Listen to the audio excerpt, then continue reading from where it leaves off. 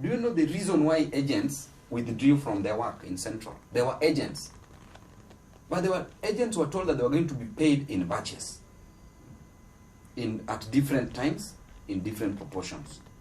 In the morning, they were supposed to be sent money.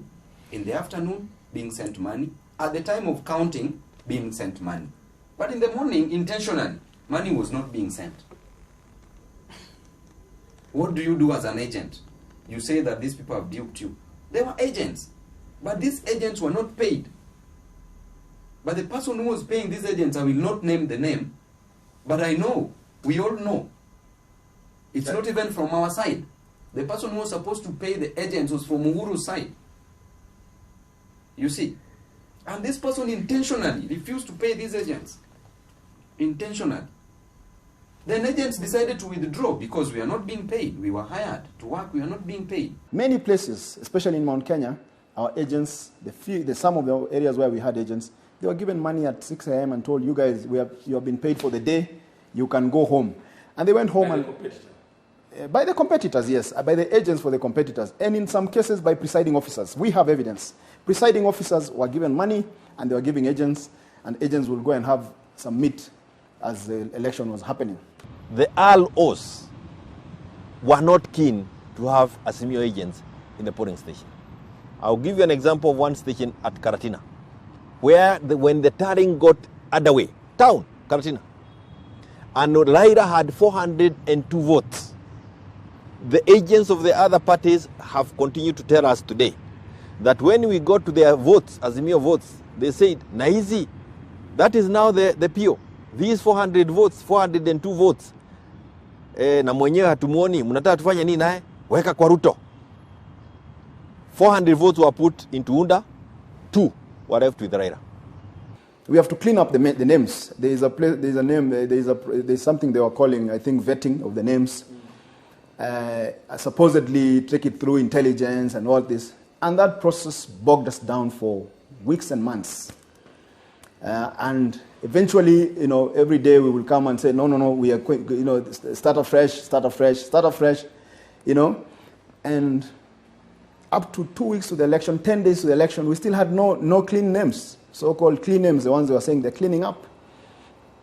And so the whole idea was just to push us closer and closer to the election day without preparation. Former CS Mosheru further disputes assertions by Said Tabao, dismissing him, saying, "It is interesting how facts come in the way of the truth. He was the chief agent responsible for all agents, period. I was not." Then there were allegations that a group of people mismanaged funds meant for party agents. There are claims that the lion's share of the money ended up in some people's pockets. People are fighting Junet for no reason. I can tell you for the truth of this matter. Do you think the money that was meant for the agents, do you think that money was commensurate to what Junet would have been in Baba's government?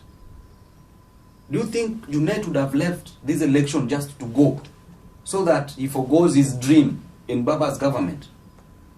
Probably he could have even made more money in Baba's government than that money for the agents. But there's always somebody who must always carry the cross. That is why that cross was put on Junet's back. As far as I know, there is no one who took even a coin of money that was meant for agents. Because the way the system was designed, every shilling was coming from a central place, which I do not know where it was, and going straight to the accounts of the designated agents.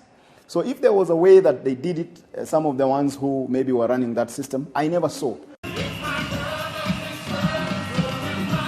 By the time a decision was made that Raila Odinga should run for the presidency for the 5th time, there had been growing disquiet with Wiper leader Kalonzo Musyoka, reluctant to support a Raila Odinga presidency for the 3rd time. Kalonzo said he felt betrayed one too many times by Odinga and his Orange Democratic Movement. When they started out in the dying embers of the NASA coalition, the group included Moses Wetangula,